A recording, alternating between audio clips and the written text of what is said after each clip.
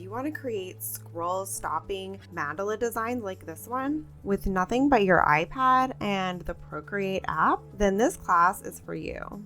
Hi, I'm Julie, and I'll be your teacher in this class. I'm so happy to have you here today. I'm a creative business owner with over 10 years of experience, and I've created hundreds, if not thousands, of seamless pattern designs that I sell through print-on-demand websites. Some of my favorite and actually best-selling patterns are seamless mandala pattern designs, like the one we'll be creating together in this class. I'll be taking you step-by-step through the process, from drawing our mandala using the symmetry tools in Procreate, to coloring it in, and finally creating a seamless pattern tile using the snapping tools. By the end of this class, you'll have a pattern that's ready to use for all sorts of surface design applications. All you're going to need for this class is an iPad and your Apple Pencil. So let's get started.